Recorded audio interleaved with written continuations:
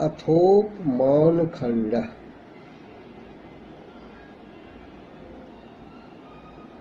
उपमिति करणम उपमानम संज्ञा संगी संबंधत्व ज्ञानम उपमिति। तत्करणम सादृश्य ज्ञानम तथा ही कश्चित् गवय पदार्थम अजानन् कुतश्चिदारण्य पुरुषात्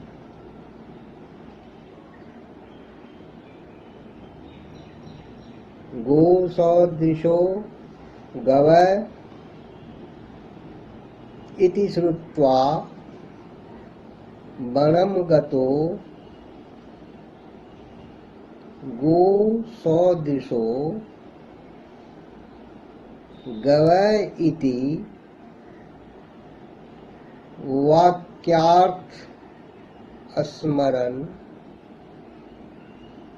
गो सदृशं पिंडम पश्यति।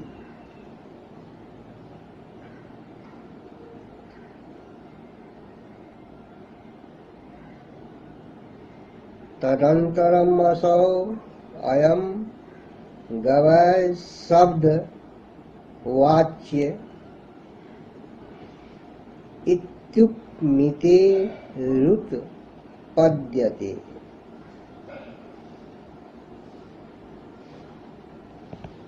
अर्थात उपमिति के करण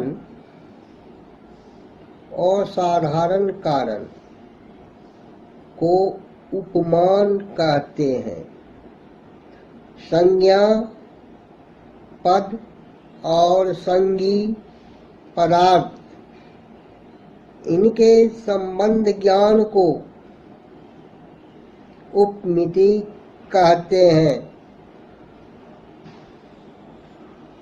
उपमिति का करण सादृश्य ज्ञान है। जैसे गवय पद के अर्थ को न जानने वाला कोई पुरुष किसी वनवासी पुरुष से गवय गाय के सदृश होता है।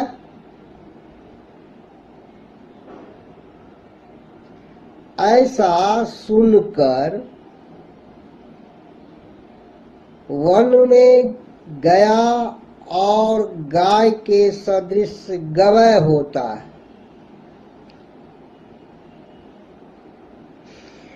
ऐसे वाक्यार्थ को स्मरण कर गाय के सदृश पिंड को देखता है।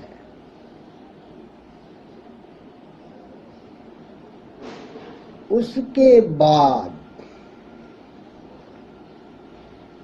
उसे यह पशु गवय शब्द का वाच्य अर्थ है, ऐसी उपमिति उत्पन्न होती है।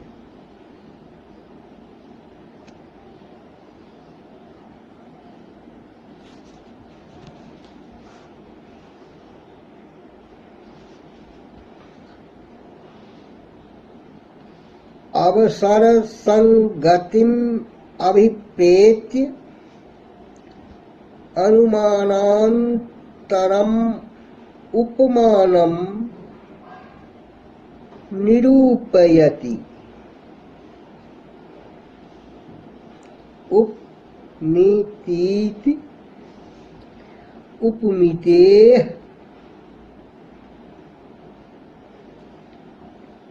करणम उपमानम इत्यर्थः। कुठारादिवारणाय नीतीति प्रत्यक्षादिवारणाय उपेति संज्ञा संगीति अनुमित्यादिवारणाय संबंधेति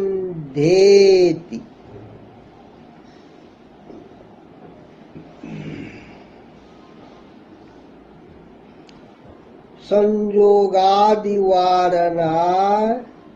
संज्ञा संगीति वाच्य इति अभिप्रेतो गवयो गवत् पदवाच्य इत्यर्थः तेन गवयांतरे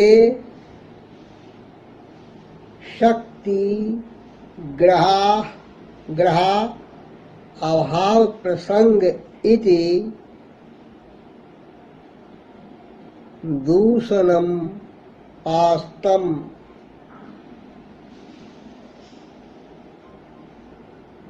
तथा च गोसादृश्य विशिष्ट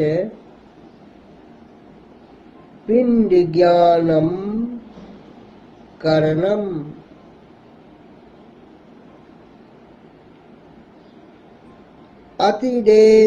अतिदेशवाक्यार्थ अस्मरणम वान्तर्व्यापारः उपमितेः फलमिति सारम तच्चोपमानं त्रिविधम् सादृश्य विशिष्ट पिंड ज्ञानम असाधारण धर्म विशिष्ट पिंड ज्ञानम वैधम्यम विशिष्ट पिंड ज्ञानम च तत्राद्य मुक्तिमेव द्वितीयम् यथा खड्गमृगः कीदृक् इति पृष्टे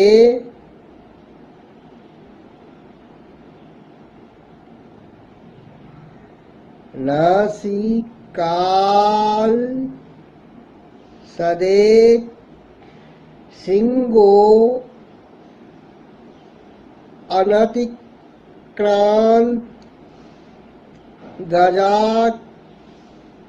गजाकितिश्चेत् तज्ज्ञातृभ्यः श्रुत्वा कालांतरे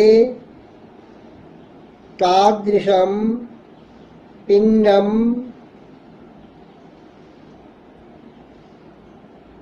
पश्यन् नतिदेश वाक्यार्थ अस्मरति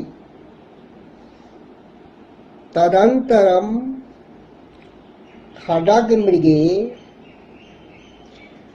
खड्गमृग पदवाच्य इत्युपमितिः उत्पद्यते। अत्र नासिकालस्य देकशृंग एव असाधारण धर्मः। तृतीयम् यथा उष्ट्रः कीदृक् इति पृष्टे अस्वादिवन् समान पृष्ठो न हरस्व ग्रीव शरीरश्चेत् आप्तोक्ते कालांतरे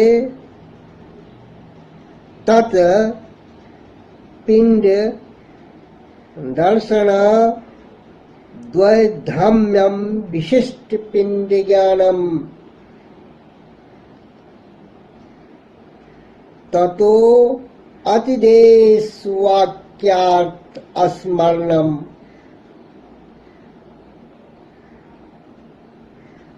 तत् उष्ट्रः उष्ट्रपद वाच्य इत्युपमिति रुत पद्यते।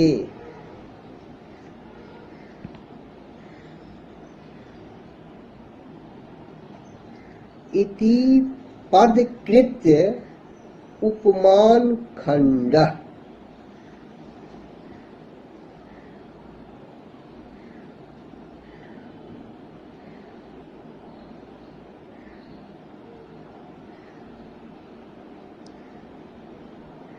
अर्थात अवसर संगति को अभिप्राय कर अनुमान के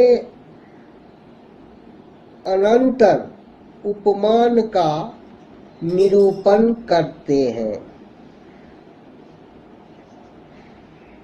उपमिति का करण उपमान है। उपकरणम उपमानम केवल ऐसा लक्षण करेंगे तो छेदन का उपकरण साधन कुठार भी है, उसमें अतिव्याप्ति हटाने के लिए नीति पद दिया। अब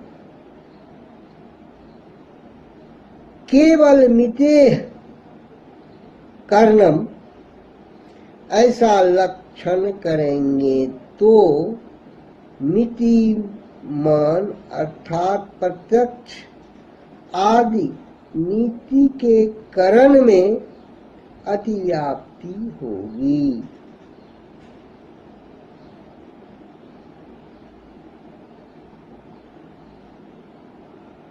अतः उसको हटाने के लिए उपपद दिया है।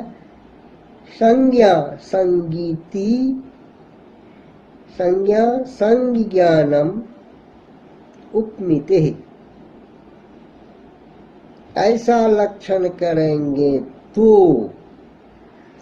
संज्ञा पद और संगी पदार्थ इनका ज्ञान तो अनुमिति आदि से भी हो सकता है।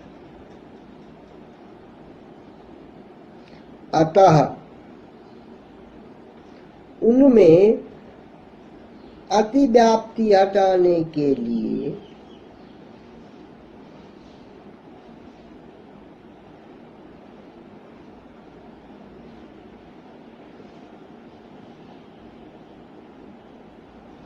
मिति पद दिया। अब केवल मितेह कर्णम ऐसा लक्षण करेंगे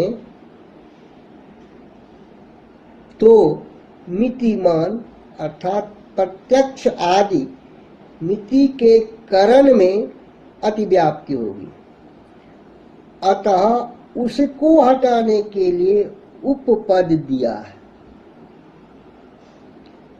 संज्ञा संगीति संज्ञा संज्ञानम उपमिति ऐसा लक्षण करेंगे तो संज्ञा पद और संगी पदार्थ इसका ज्ञान तो अनुमिति आदि से भी हो सकता है। अतः उनमें अतिव्याप्ति हटाने के लिए संबंध पद दिया गया है। संबंध ज्ञानम इतना ही लक्षण करेंगे तो संबंध ज्ञान संयोग आदि में भी होता है। अतः अतिव्याप्ति हटाने के लिए संज्ञा संगी पद दिया है वाच्य इति।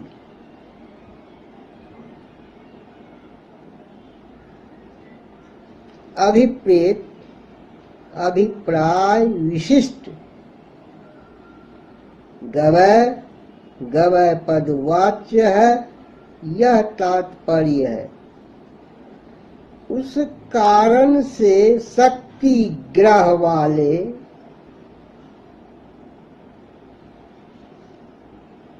गवय से भिन्न गवय में शक्ति ग्रह नहीं होगा, ऐसा दूषण दूर हुआ।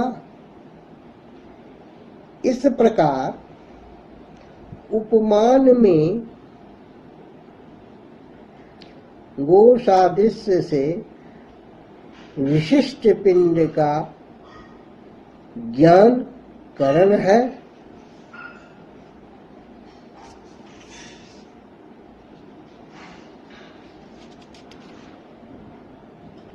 अति देश वाक्य गो सदृश गवय है, ऐसे अतिदेश वाक्य के अर्थ का स्मरण अवान्तर व्यापार है।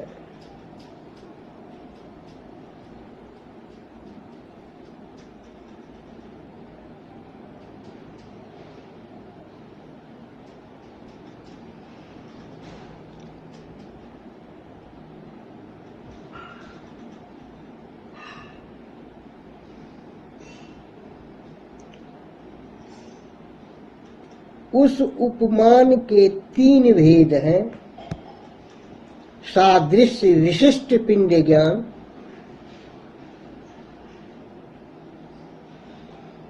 और साधारण धर्म विशिष्ट पिंड ज्ञान, और वै धर्म विशिष्ट पिंड ज्ञान। उनमें पहला सादृश्य विशिष्ट पिंड ज्ञान मूल में ही कह चुके हैं।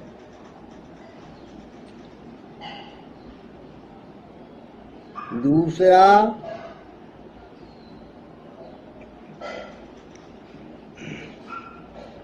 असाधारण धर्म विशिष्ट पिंड ज्ञान, जैसे खड्ग मृग,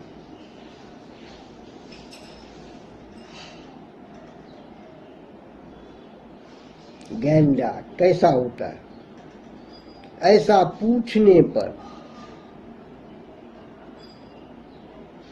नाक में एक सिंग वाला जो हाथी के आकार से अधिक नहीं होता है,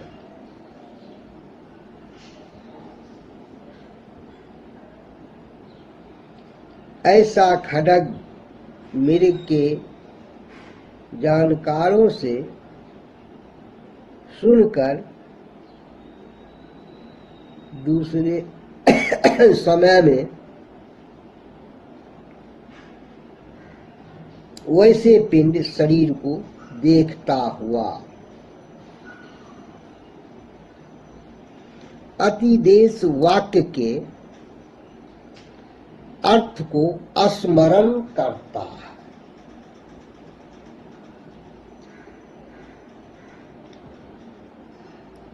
उसके बाद खड्ग मृग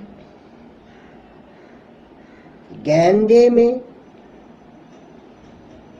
या खड्ग मृग का वाच्य है।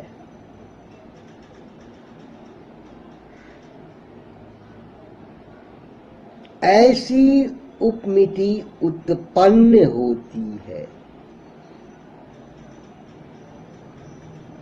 यहाँ पर नाक में एक सिंग वाला होना ही असाधारण धर्म नहीं,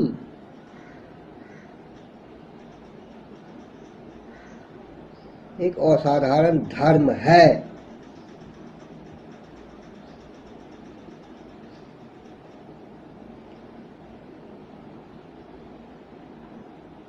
तीसरा,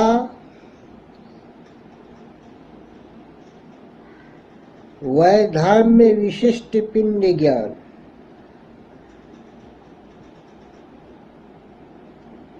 जैसे ऊंट कैसा होता है,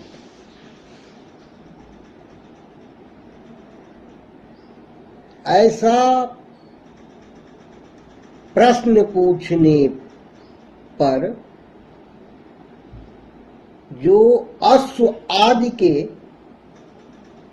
समान पीठ वाला नहीं है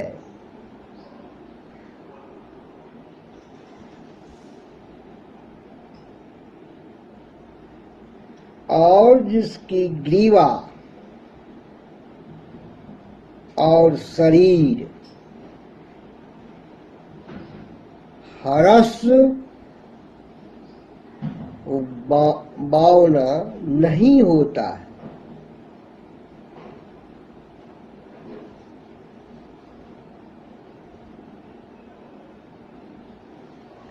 ऐसा आप यथार्थ वक्ता के कहने पर कालांतर में वैसे पिंड को देखने से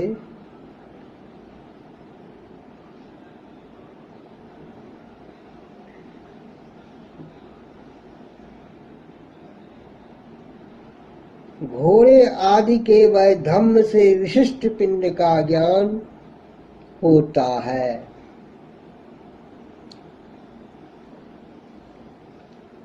तब अतिदेश वाक्य के अर्थ का स्मरण होता है।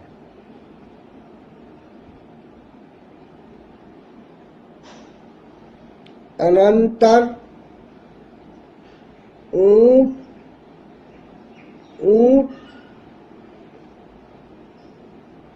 पद का वाच्य अर्थ है। इस प्रकार की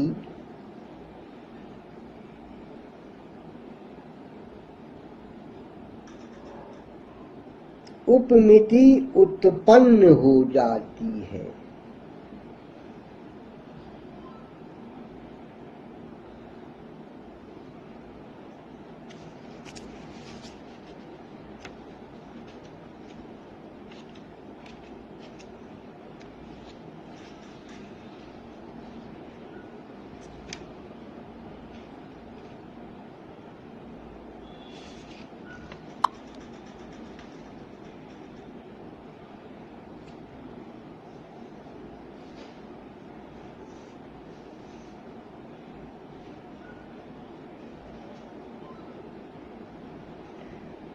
परार्था अनुमानम किम,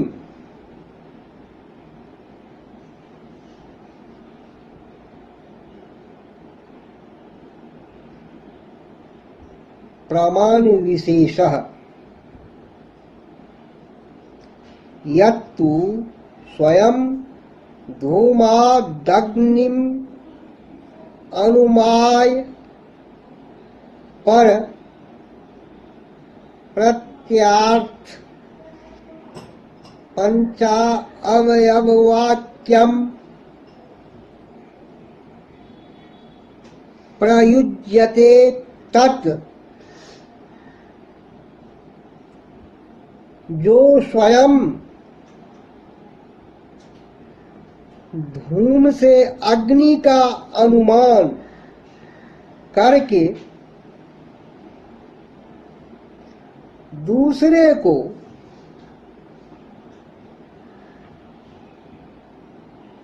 समझाने के लिए 5 अवयवों वाले वाक्य का प्रयोग किया जाता है।